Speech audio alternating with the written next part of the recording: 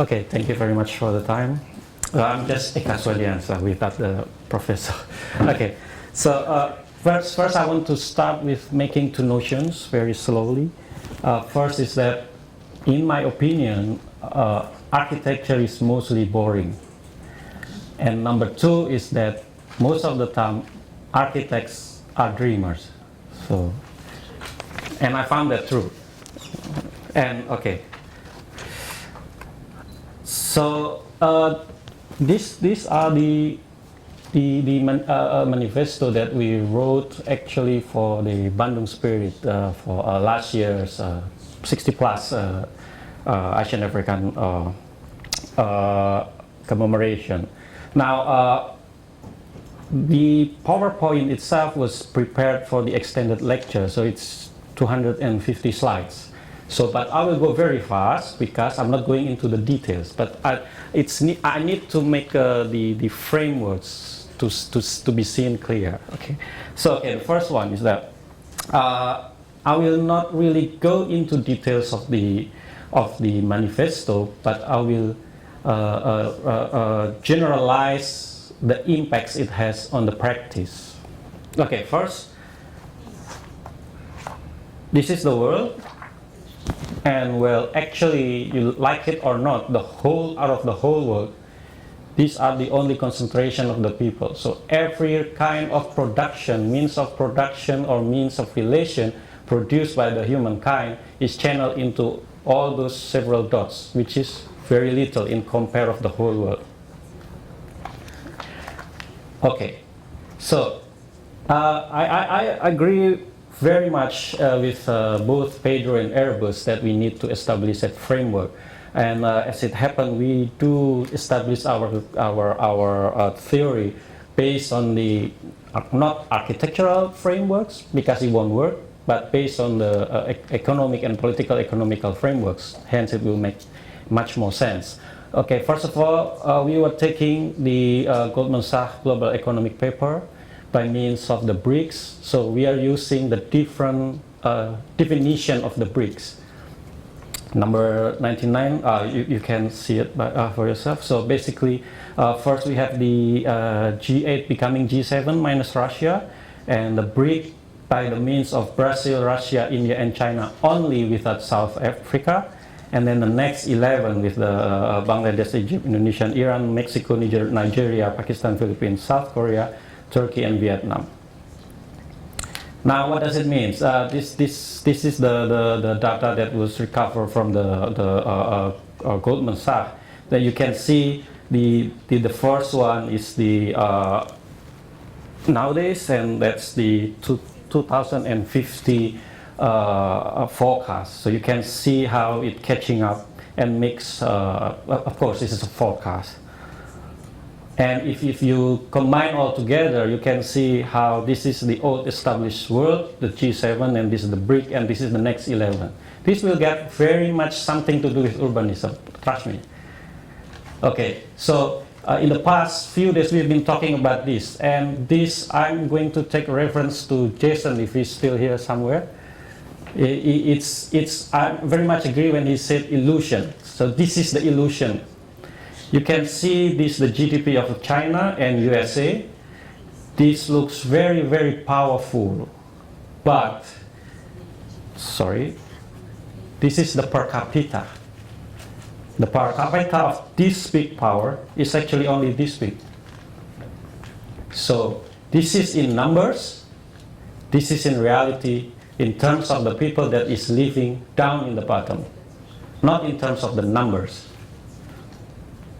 So, what does it mean? We're making this matrix, we call it the group of three. This is the high GDP per capita and low GDP on the y-axis, and the x-axis there's a high population and low population. Again, we're talking about per capita. Okay, today we have this, USA and then the Canada, France, Germany, in the relation of the countries that I've been speaking before. And this is on 2050 based on the Goldman Sachs prophecy. And then there's another research that's done in Washington. It calls the alpha and beta cities. What happens is that they are by means of quantitative values, they make studies of the cities out of all of the world, and they're showing the importance of each of these cities in regarding to business and how they are reacting to each other. So actually, out of the whole world, it's only this handful of cities. And if you can see in the block letters, that represents the alpha, and the non-block is the beta cities.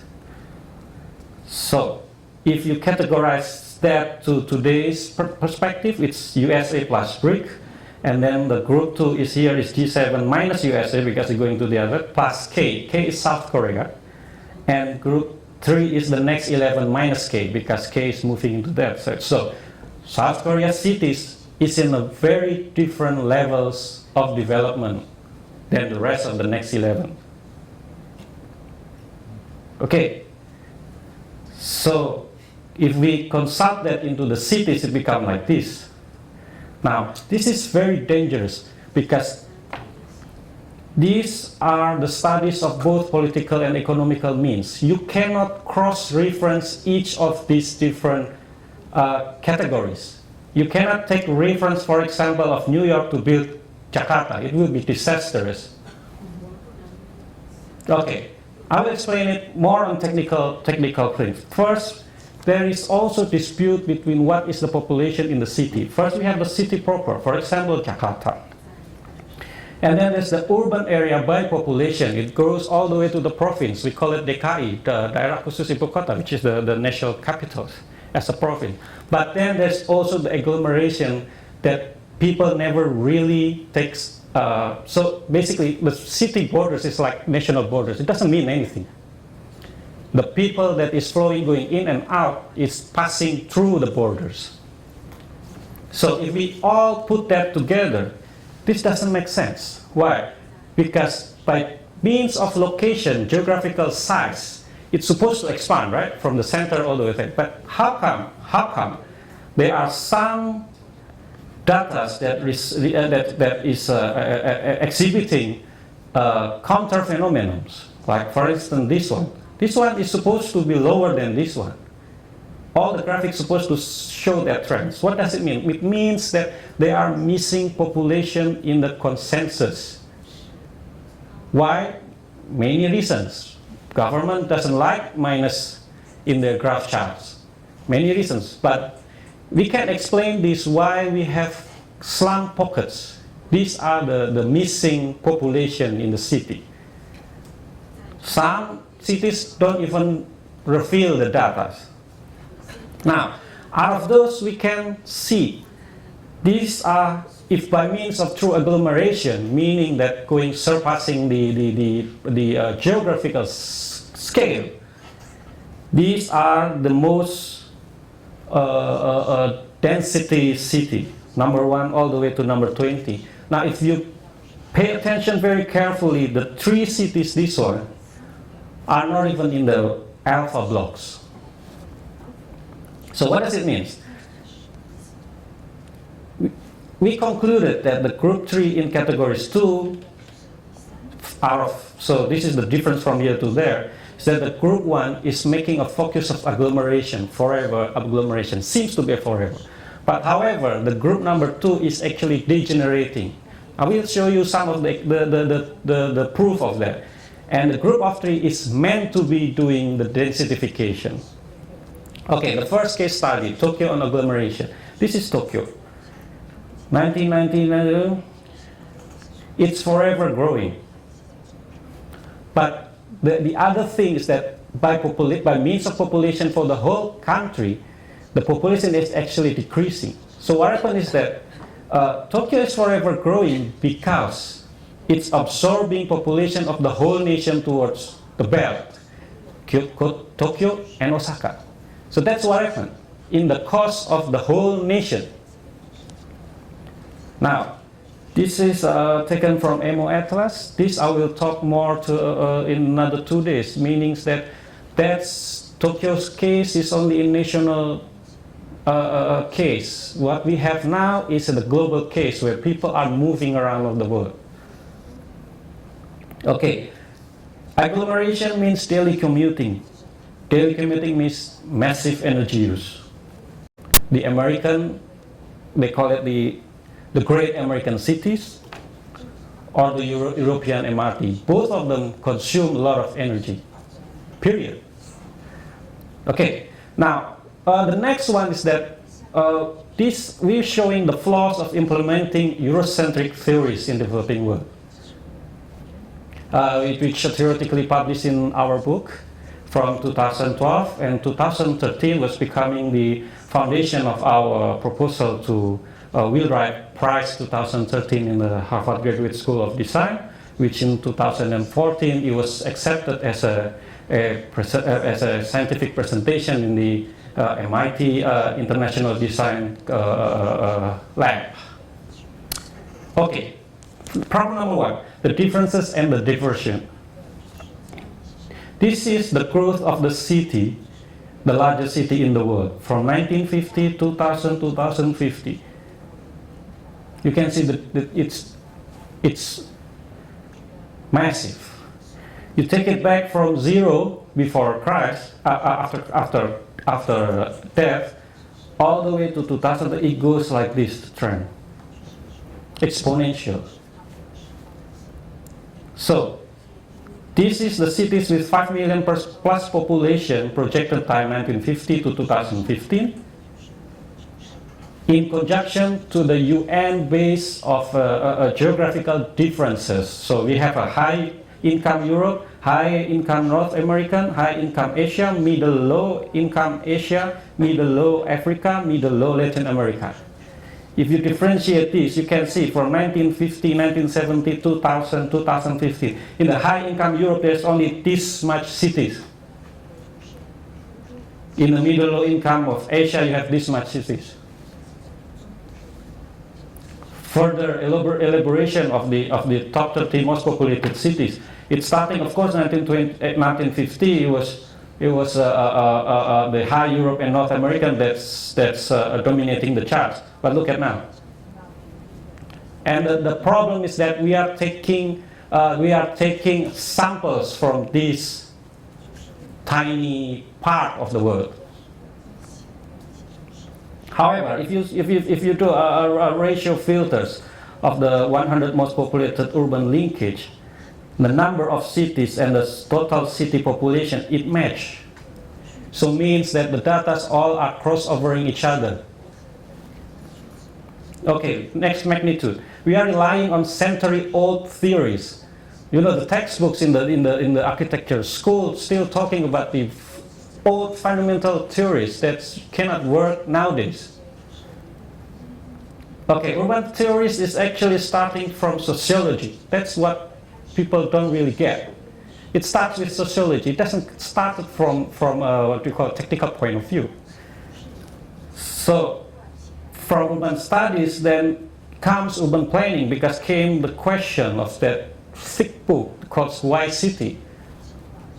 Okay, so what are the problems? What are the mainstream of the urban planning? We start with Ebenezer Howard, the three magnets and the master key. I'm not going to talk too much about it. So basically this is what he invented, yesterday, today, tomorrow, in the sense of his time, where you have a core city for working, and going up you have the garden cities, very much like the real estate industry nowadays. So again, taking into account it was the early industrial revolution, and it did get into practice. And then the second one is Arturo Soria-Mata with a linear city. That's what's the most important thing is that creating the movement from city center out, London. And then the next one is the American Broadacre City, coming from Broad and Acre by FLW. So he revolutionized the idea of garden city into numbers. So he actually built a real consensus and by means of land use of how much it needs. But look at this. If I'll show you the studies. If we put all of this data into today's population, you will need 8 Earth to be able to maintain human beings. The next one, Siam, since 1920s, the Radiant City by Le Corbusier, by means of instrumental findings, technological findings, basically coming from the stairs to the introduction of elevators. So that he said that all the cities should be built up. So that's what makes our current central business district. Only that at that time, Le Corbusier was arguing that it's not, it shouldn't be only the CBD, but it should be the whole society in one complex. But then, of course, his studies as an architect, his dreams, because he was like making massive projects that doesn't make sense. There are two visions. There are two visions of his. One in Paris and one in New York, that what he said is that destroy the whole city and build a new one. And then these are IMP projects, the Proud Eagle, okay. And then comes our Global University Fellows. David Harvey was opposing this very much with a homogenic hegemony. And then of course Michael Foucault, the Spaces of Heterotopias, and urban, in more technical ways it was the Peter Hall and Cedric Price, the non-planning master planning. Anyway, so urban design is originalized urban planning, urban design more focused urban planning, urban design is planning, architecture and landscape. It was founded in the Harvard GSD during the towards the end of World War II, when most of the elites of the Europe were flee to either MIT or MIT or Harvard. And it started to be established during the Britain system period. We need to make notes on this. Okay. Then what happened from there? They have then what they call collapse city. Collapse city, basically you take, like it was mentioned before, acupuncture, one part of the cities and then you redeveloped it. And then you gone from architect, much bigger than architecture, it calls the urban planning. One of the prominent is partnership that is doing this. And then Charter of the New Urbanism. Charter of the New Urbanism is actually not inventing a new type of urbanism, but to go back before the early modernism, meaning that they want to have a more livable, walkable cities. But then it dispersed into different contexts, and then comes the advanced urbanism with city within building, city within city. Okay, out of that, if you put it in the South, what's the result? With all due respect, this is the result. But I want to take a more closer look. This is the result.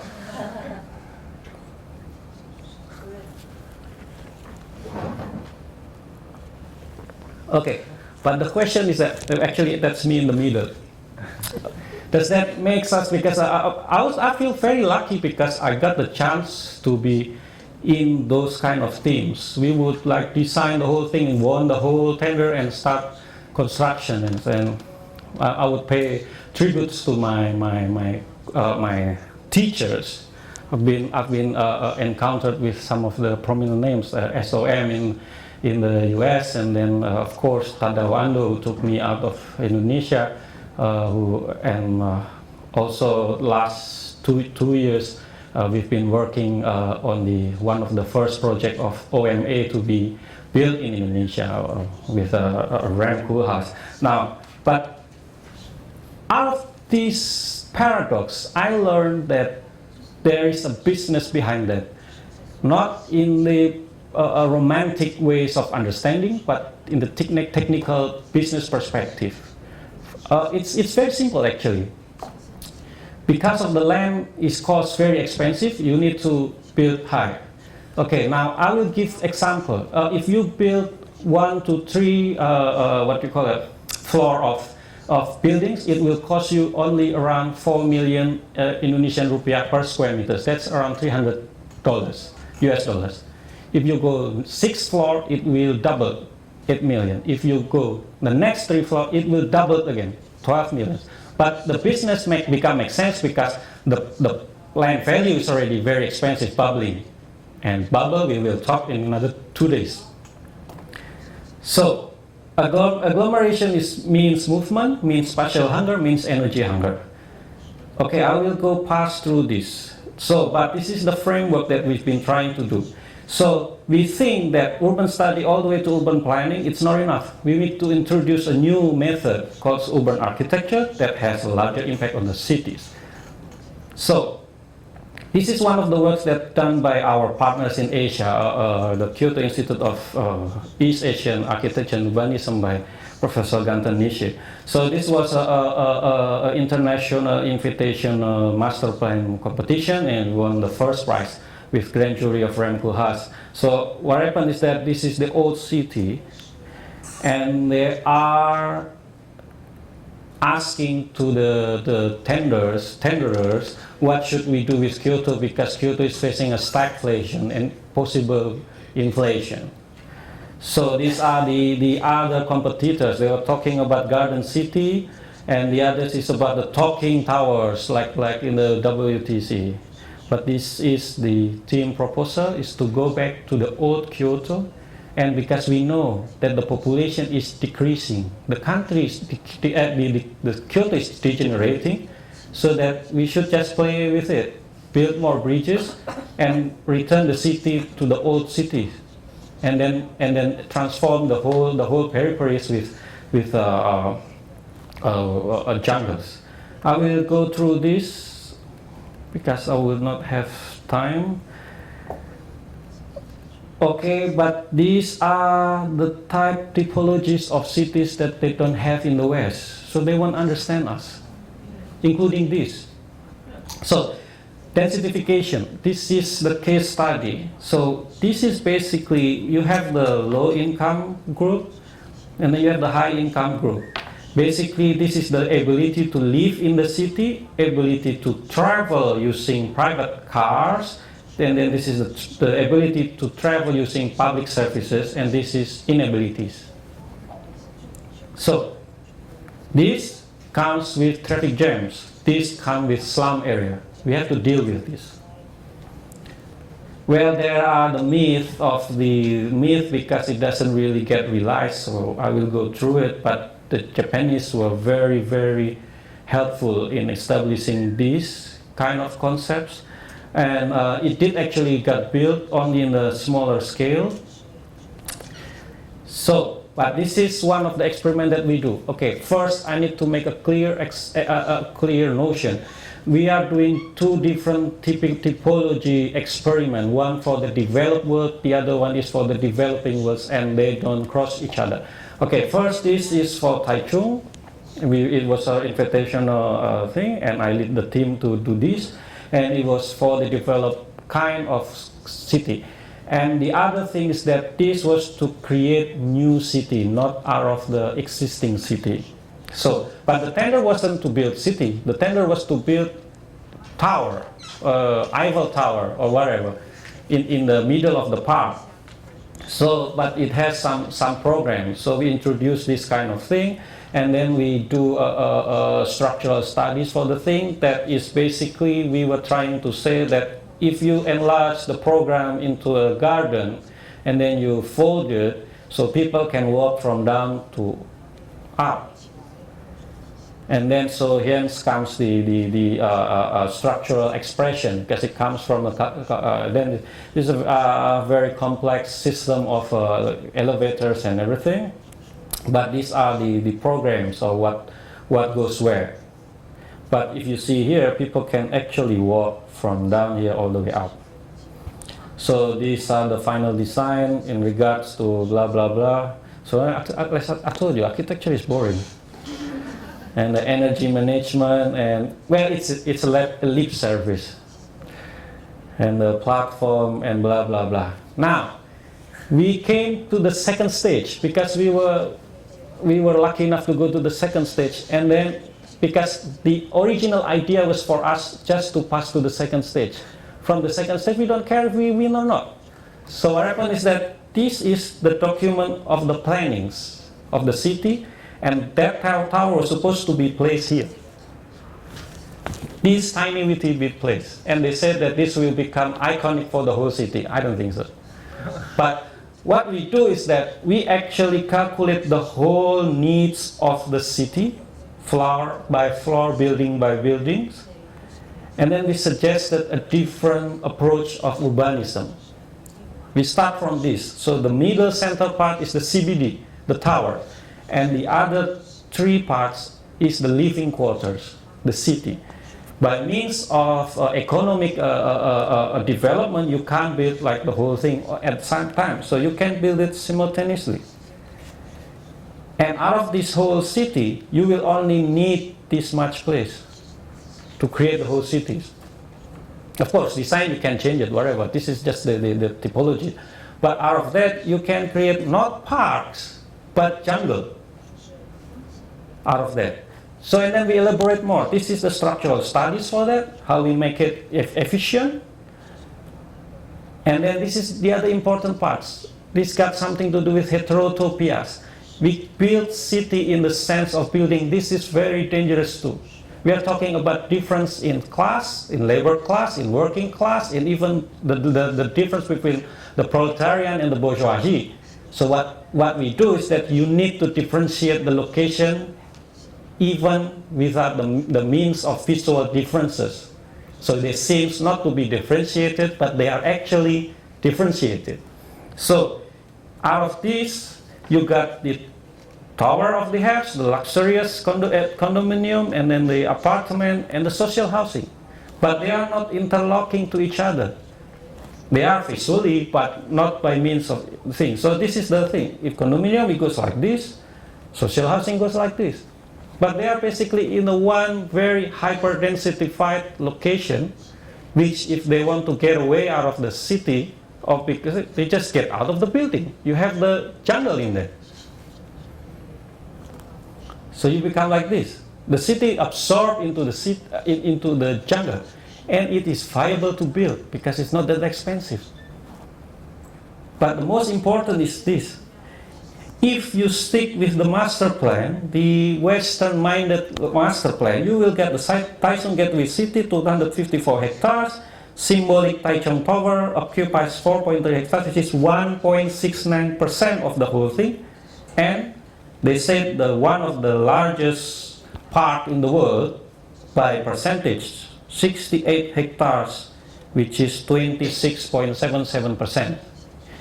If you use this one, you will get functional tower is only 30% and the forest is 60% out of the whole city. But of course, we don't win that one. Okay, but the next one is, okay, that's when if you have the money. What happens if you don't have the money? Question number one. Question number two, what happens if it's existing city? It's much more complex than that. Okay, so the study of Jakarta, we did this work under several different tenders and commission studies. Okay, so this is Jakarta, and this is the agglomeration, the one that I forwarded before. So this is the existing highway system in Jakarta. So you have the central Jakarta here. So you have the different transit-oriented development. That's it's Western mind, but I think it will work. So it's okay.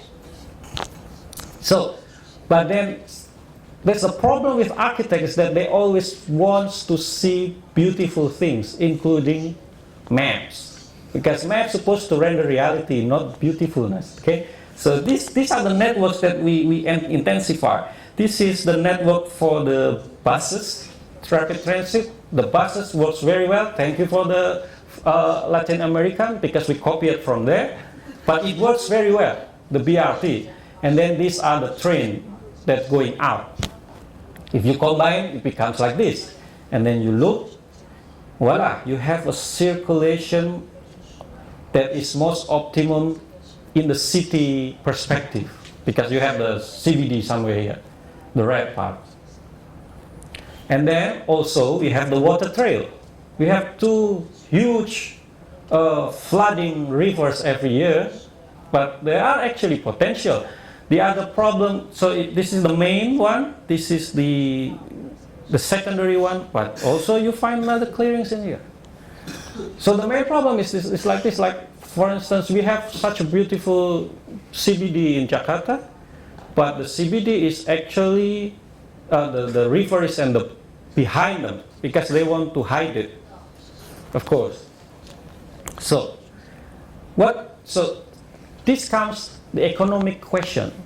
Okay, you can't, so basically what will the people, what will typical government do is that they're going to build social housing outside the city perimeter, peripheries. So you can't do that. Why? As I show you at the very bottom of the pyramids, people cannot even afford to go in and out, not even by public transport. So you can't do that. You will have slum for sure. Now, if you going, so the hypothesis is that you have to build the social housing in the center of the city. Okay, the next question is, how do we do that? Because the land is so expensive. The answer is that you have to get out of the Western mindset and you expand to the forbidden geographies. Which is but because in the Western world it works. This is my teacher, my sensei's work, Tadao Ando in Kobe, in the riverbeds. And also we have this very cheap station above the thing, but it works. So, but the problem is only that we don't have the theory. We haven't invented the theory yet, so that they said it won't work. So, what should we do technically? First, staticity on the movement, the normalization. Okay, so you have the train, you have the bus, but also between the buses you should have the bikes and the walkable. But you can't just make it as a walkable if you have a megapolis. So here comes the first synthesis, our first monster, the first Godzilla, the guy said. This is our first Godzilla, very ugly, utilistic, but it will solve the problem, because what we have, and you have this already in Beijing, right? This kind of thing. But thank God, the government is actually listening to us, because beauty comes later.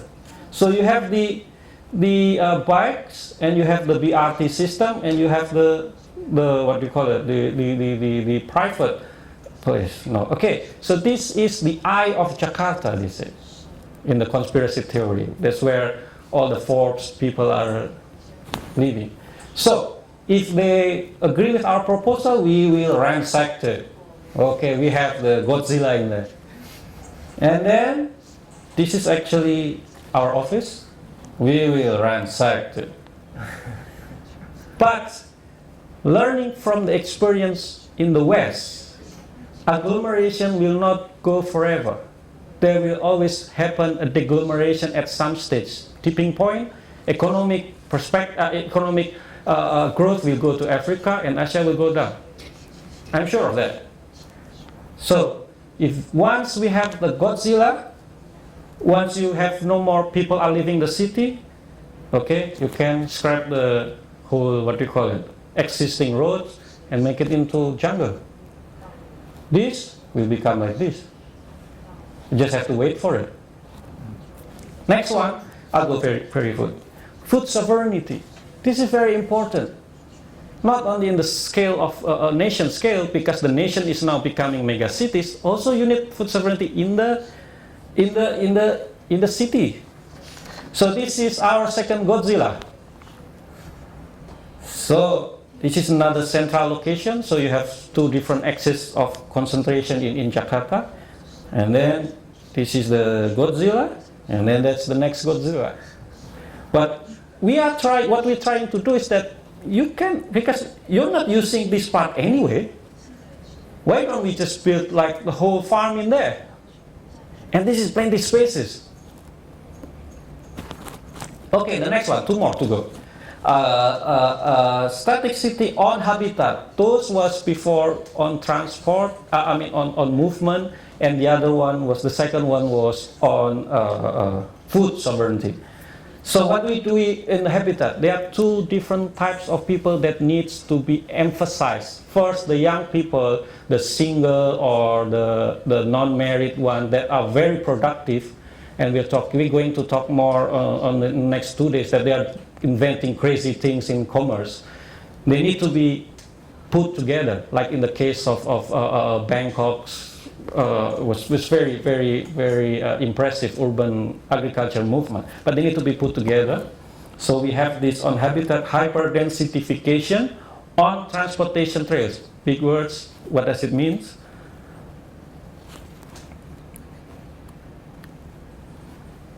I will let the video plays. Okay, we're talking about transportation, but we call it existential minimalism.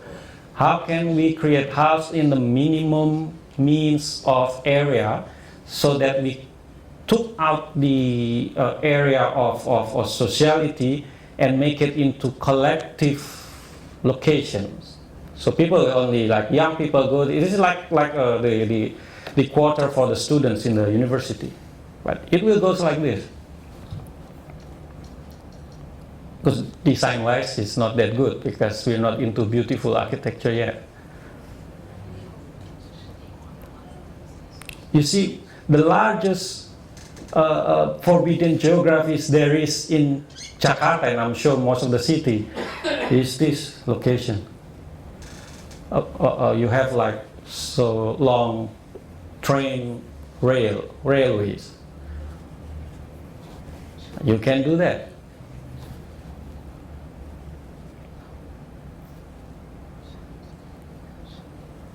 Okay, I believe I don't have much time left.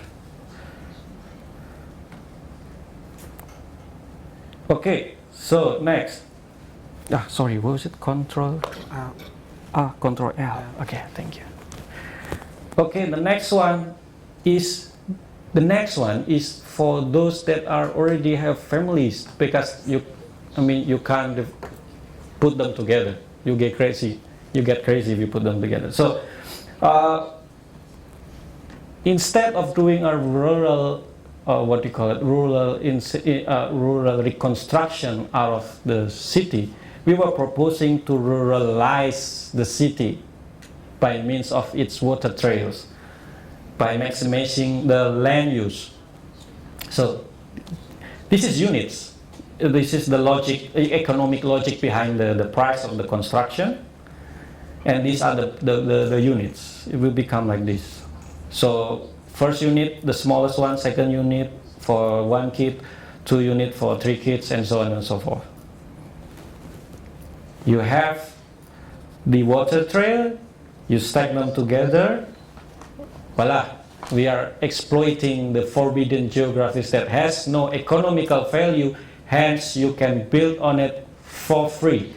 Again, you need intervention from the state to do this for the benefit of the people. But this construction costs only $300 per square meters.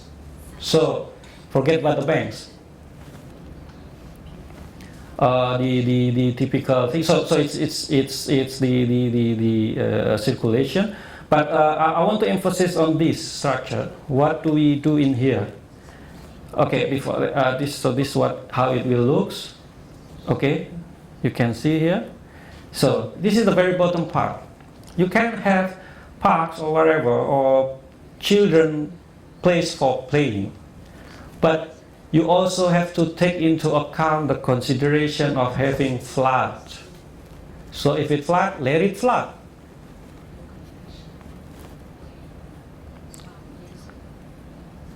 Wait, what happened?